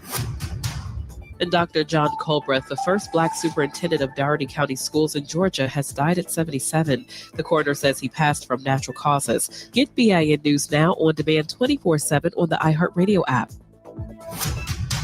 Spending 2 hours staring at the back of someone's bumper isn't the best way to end your day. So bonus Jack is a drink and a burger with your choice of one adding at just $4.49. Get so much more. This is the Sports Minute with Ray Richardson. Venus Williams at age 5 will be back on the tennis court Thursday morning in the first round of the Cincinnati Open. The Compton native will play Jessica Monero of Spain. Monero is 22. She wasn't even born when Venus turned pro in 1994 at age 14. Jen Pawal will be the first female umpire to work a Major League Baseball game. The 48-year-old Pawal will work the weekend series in Atlanta between the Braves and Miami Marlins. On Sunday, Pawal will be behind the plate calling balls and strikes. MLB is a little late with this milestone. The NBA started using female referees in 1997. The NFL used a female ref for the first time in 2015. Cleveland Browns coach Kevin Stefanski said Shedeur Sanders will be his starting quarterback Friday night in the Browns preseason opener against Carolina. Deion Sanders is listed 4th on the depth chart among the Browns' 5 quarterbacks. No debates, no speculation, just the info you need. That's your KBLA Sports Minute. I'm Ray Richardson on KBLA Talk 1580.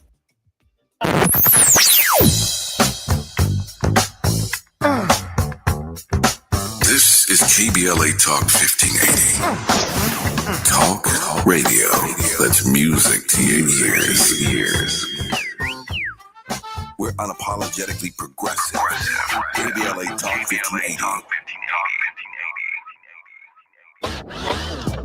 Hi, I'm Jesse Jackson Jr., inviting you to join me weekdays at 12 noon, right after Tavis Smiley, here on KBLA Talk 1580. As a law school graduate and a theologian with a firm grasp of our body politic given almost 2 decades in Congress, my show is the fresh new home of an authentic, uncompromised quest for transformation and salvation, both personal and collectively, as I vigorously interrogate the theological and symbolic meanings embedded in our society. I promise to leverage my knowledge of history, theology, and both international and domestic issues to imagine an inclusive vision for the future, which I hope will inspire all of us to pursue life, liberty, and the pursuit of happiness as a given, not just an aspiration. So join me weekdays at 12 noon, right after Tavis Smiley, for 2 hours of the Jesse Jackson Jr. Show, only on KBLA Talk 1580.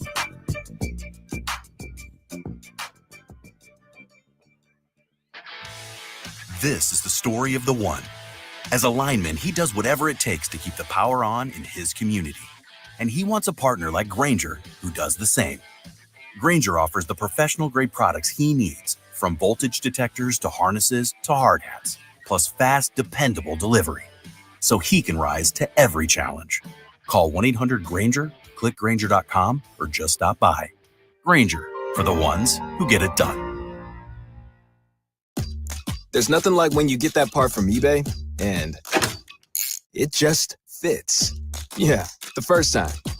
So you can do less of this and get right back to more of this. At eBay, you'll find all the parts you need, guaranteed to fit, at prices you'll love. Sounds good, doesn't it? eBay, things people love. Eligible items only. Exclusions apply. Your child is 18, and suddenly you no longer have legal access to their medical info, even in an emergency. No health decisions, no financial help, nothing, unless you plan ahead. That's why Trust and Will created the Young Adult Plan.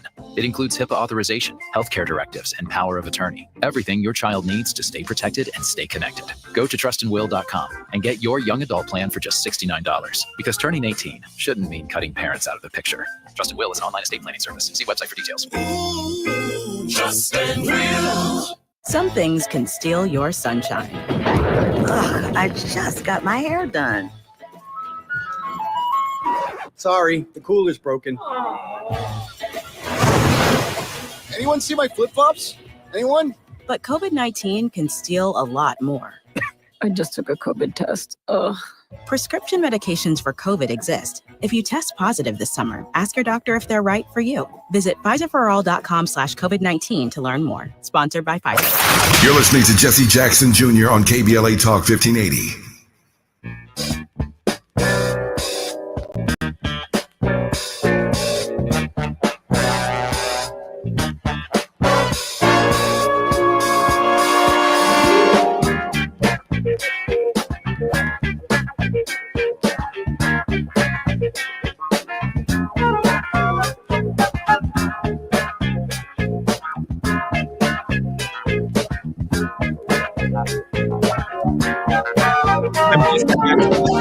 Welcome to Wednesdays on the Jesse Jackson Jr. Show on KBLA Talk 1580. This is the day where Reverend Dr. Todd Urey co-hosts the program on Wealthy Wednesdays as we interrogate both our faith and the politics through which our faith functions.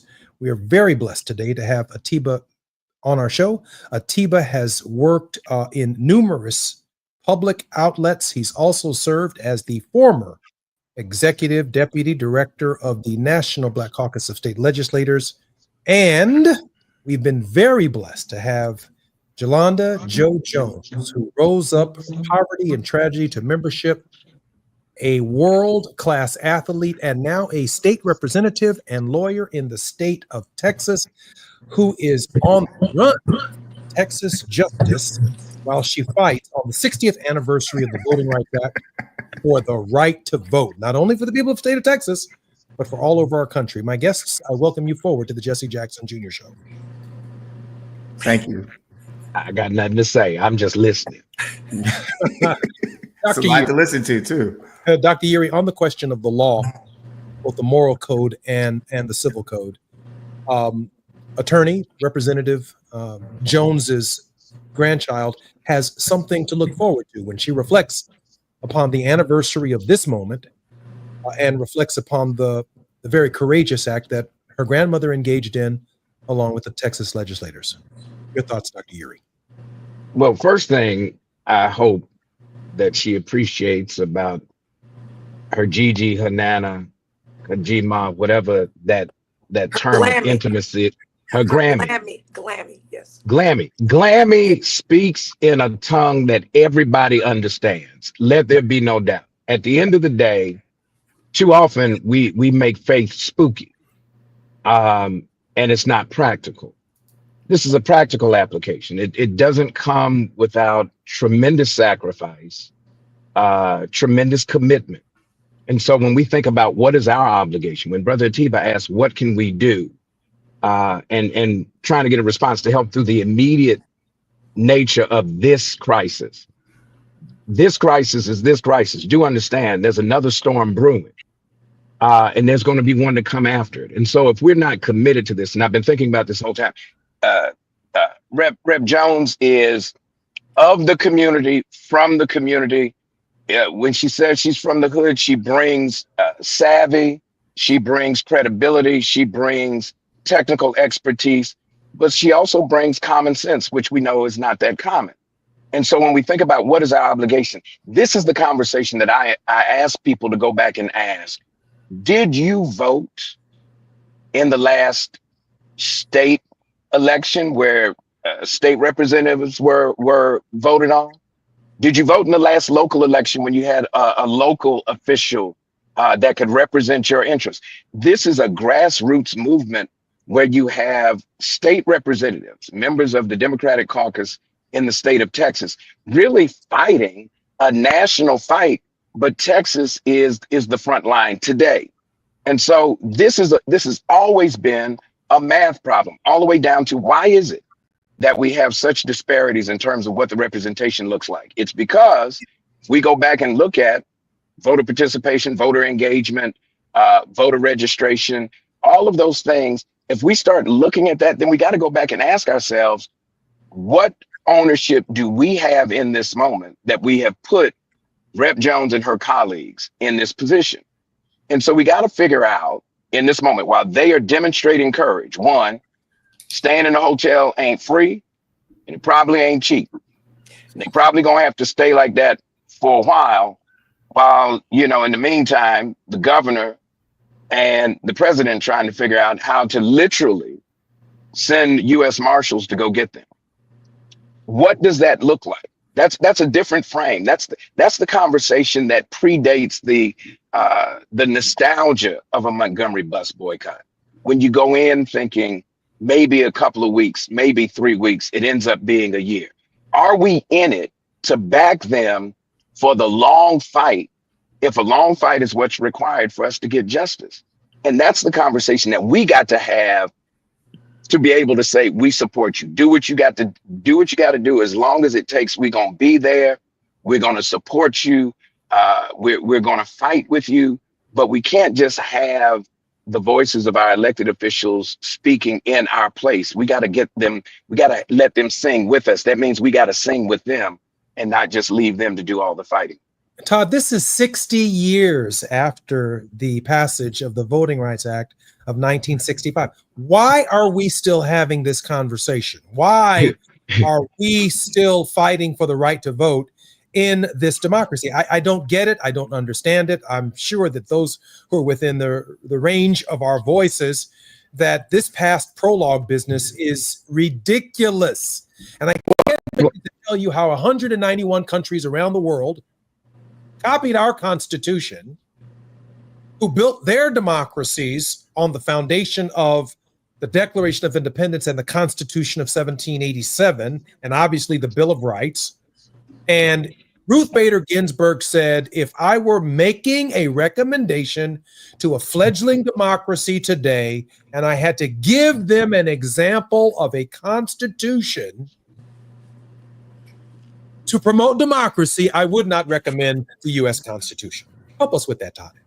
Well, first, you said, why are we in this place 60 years after the ratifying, the signing of the Voting Rights Act? It's because we does not mean we. The we, the people, still ain't we, the people.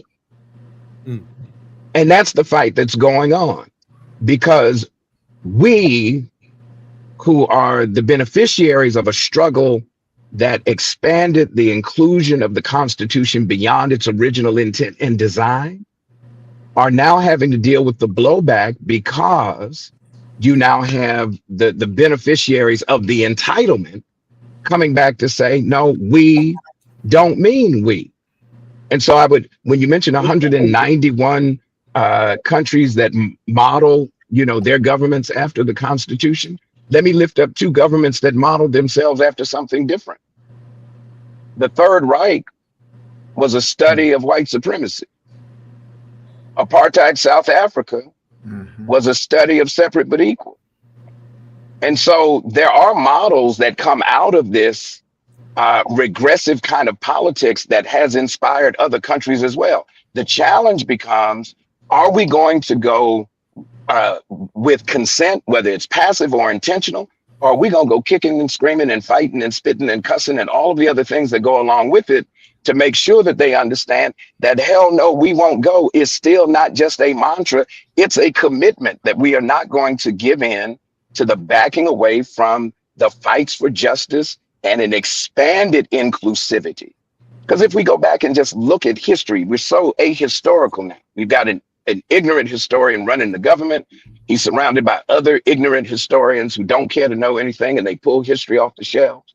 If we go back and even understand the immigration conversation, immigration writ large was the mechanism by which masses of Europeans came here in the first place. Now you don't want an immigration policy that is inclusive, and you, to Rep. Jones's point, you're sending folks to countries where they have no ties. So now we now have a different kind of human trafficking in sending people to places where they have no basis in law or culture or experience to be. We've seen this movie before, and if we're not clear, the piece that we're missing, the reason sometimes we're reliving it is because we took our foot off the gas when we thought the coast was clear. And while we were coasting, they were regrouping. And this is just the resurgence of the 21st century slavery without a plantation and without shackles. I'm Jesse Jackson Jr., listening to the Jesse Jackson Jr. Show on KBLA Talk 1580. When we come forward in just a moment, we are going to have some closing thoughts by Atiba, as well as Representative Jones and Attorney Todd Yeary. This has been one of the richest shows that we have ever done on the Jesse Jackson Jr. Show. I want to thank Dr. Jones, Attorney Jones, in a very, very special way because of the sacrifice that she's making in this moment, 60 years after the Voting Rights Act. You are Rosa Parks. I mean, you are, along with your colleagues, you are Fannie Lou Hamer. You are the trailblazers of saving our democracy. And I have advocated over and over and over again that this nation is largely democratic because of the sacrifices that our people have made. I'm Jesse Jackson Jr. When we come forward, more on the Jesse Jackson Jr. Show on KBLA Talk 1580. While you're stuck in traffic, we can at least bring you up to speed on the news of the day. You're listening to Jesse Jackson Jr. only on KBLA Talk 1580.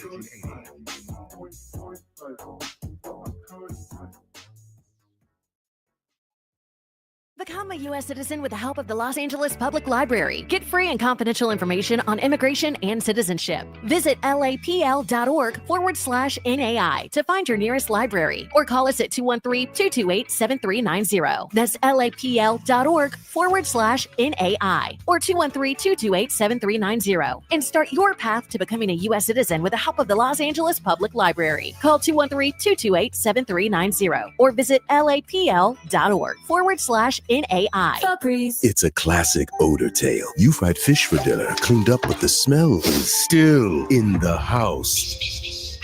And the neighbors are coming over for game night. They're on their way. And then you spray Febreze Air Mist. Febreze Air starts working instantly to fight even your toughest odors, so you go from fish to fresh like that. Now, all you have to worry about is Pam cheating at charades. breathe, happy Febreze, la la la la. It's been said that when someone you love has Parkinson's, you have Parkinson's. The Parkinson's Foundation knows that the disease doesn't just affect the diagnosed. It affects everyone who supports and helps care for them. If you have questions, the Parkinson's Foundation has answers. We can help you understand the disease and give you tips for living a better life. Find your answers at parkinson.org or call 1-800-473-4636. The Parkinson's Foundation. Better lives together. Yeah. The California Crusader newspaper would like to thank all of our subscribers for their support throughout the years, proudly serving the South Los Angeles and South Bay areas for more than 40 years. The California Crusader is a multicultural, Black-owned, adjudicated newspaper that focuses on providing newsworthy information to the people in our community. We're constantly looking for ways to assist businesses in our community to connect with our subscribers. We provide low-cost, effective ways to promote your business with our reasonable and affordable advertising rates. You can participate by suggesting, sharing, and submitting your stories on the California Crusader newspaper Community Share Facebook group page, or visit our website at cal-cruise-news.com. That's calcruisenews.com. Then click on the Submit Now button located on the top right corner of the homepage, or text CCN to 42828. Again, text CCN to 42828. The California Crusader newspaper, working together to build a better community for our future. Subscribe today. KBLA Talk 1580. We've got a lot to talk about. KBLA Talk 1580, connecting you with services and solutions. Worried about eviction? You have rights, and Stay Housed LA can help. Stay Housed LA is a partnership between LA County, the City of Los Angeles, and local service providers. From Lancaster to Long Beach, we're here to help you with tenant education workshops, legal clinics, free legal services for eligible tenants, and online resources about tenant protection laws. Don't face eviction alone. Call our hotline at 1-888-694-0040. That's 1-888-694-0040. Or visit stayhousedla.org. Stay Housed LA, keeping Los Angeles residents in their homes. Stay Housed LA, your rights, your home, our community. This is a community call to action from KBLA Talk 1580. Now back to more of Jesse Jackson Jr. on KBLA Talk 1580.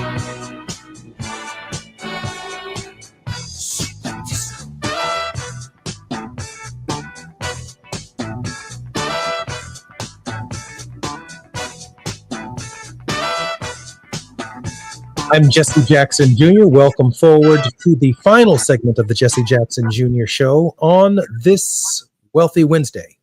Atiba, former Deputy Executive Director of the National Black Caucus of State Legislators, strategic consultant, and president of Party Politics US, reached out to one of his colleagues in this amazing, evolving story and brought to our show today none other than the Honorable Representative Yolanda Jones, who is also a lawyer, who is making a supreme sacrifice along with other state legislators in the state of Texas as they fight not only to end a corrupt redistricting process in the state of Texas, but literally has her finger, along with these other legislators, in the dike of what's coming to every state in the union if, in fact, these legislators do not hold their ground. I'm very particularly grateful that they're on the program.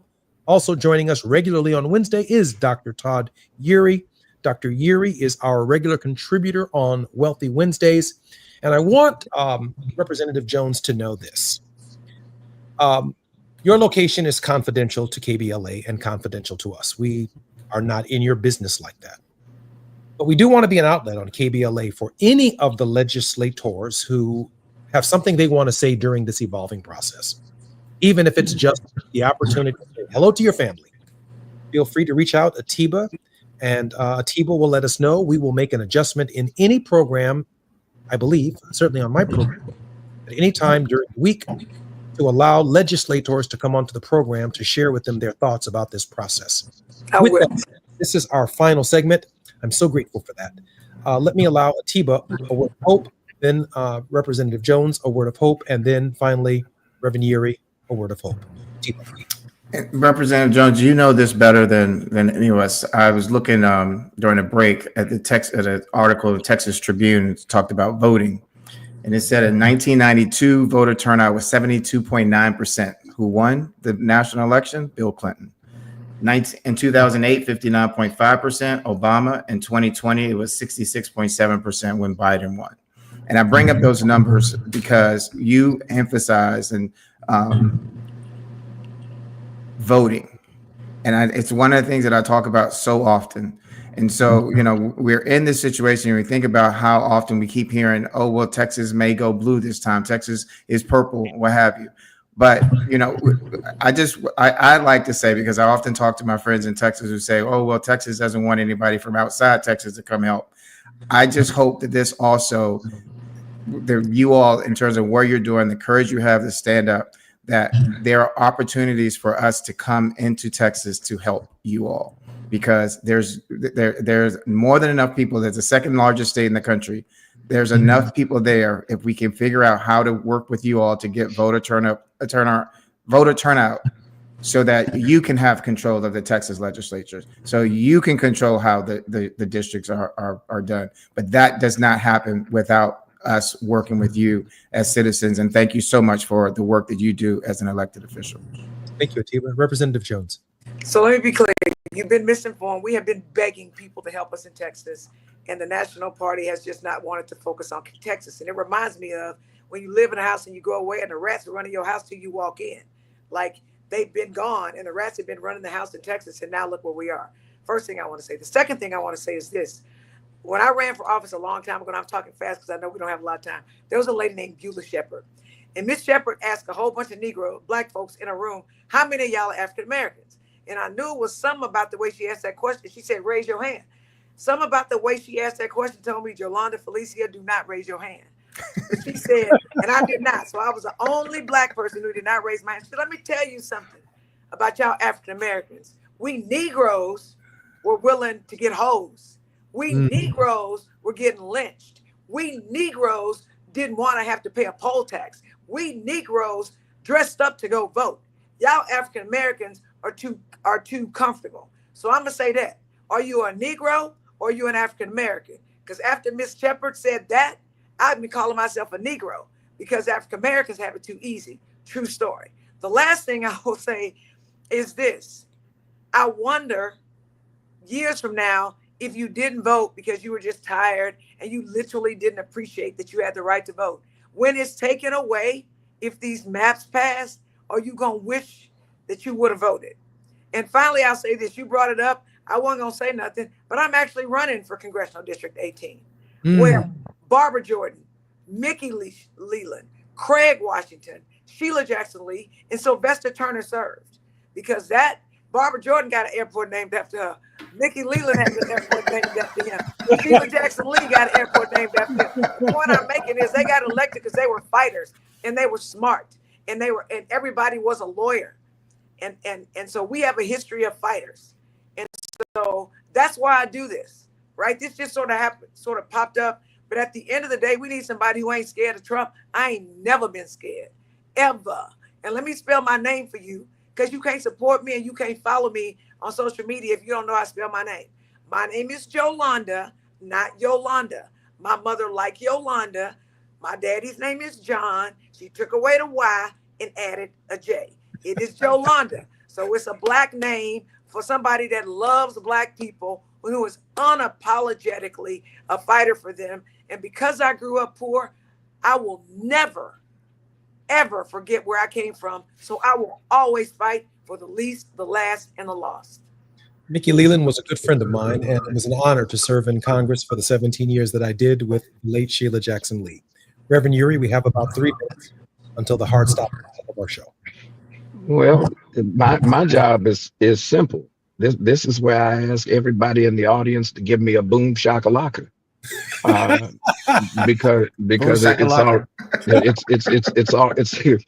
it's already been said. I think my obligation is to raise the offering. And seriously, it's the appeal. We can't have our soldiers, our fighters, on these front lines under-resourced. That's how the United States of America almost lost the Revolutionary War. They couldn't pay folks. They couldn't take care of the needs. This is a battle. It's a different kind of battle. The weapons are courage and moral compass. And so it is standing on that courage and moral compass on behalf of all of us that this remnant, these few who have tremendous courage, are saying, look, the principles are too important. The outcomes are too serious for us to decide that somehow that we're going to be complicit and get hustled by these folks who's getting ready to punk us when we come back to the chamber. Let's just be real clear. And so if you've been Black in America at any point in time, you know what a hustle looks like. You know what it sounds like when they're getting ready to come for you and then they try to get your consent. So at the end of the day, they said, well, we thought that's what you wanted. Well, this is a moment where we've been told this is the game that's playing. We have to lend our voices to the hell no movement. Now, there are a few concerns I have tactically. I will not say it on this broadcast because we know that somebody's listening. There are regulators that lean in and listen in. But we got to make sure that they're protected because they are actually being sought after, not for any other reason, but to hold them hostage and take them back. And in some places to take their elected positions away from them because the institutionalization of white supremacy is being challenged in real time. Let's just be. So send the money somewhere.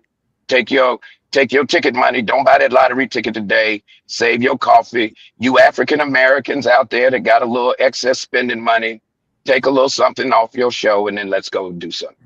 I just want to add very quickly, thank you very much, Representative Jones, for being here. That litany from Mickey Leland to the present does matter. We wish you the best of luck in your race for Congress in the 8th Congressional District. It's Todd Yerry's that was formerly headed by Perrin Mitchell, then Elijah Cummings and Kwesi Mfume, and now Kwesi Mfume again. I'm Jesse Jackson Jr. You're listening to the Jesse Jackson Jr. Show, and I am just so grateful, Atiba, for all of the guests that you brought today. When we come forward, until tomorrow, Jesse Jackson Jr.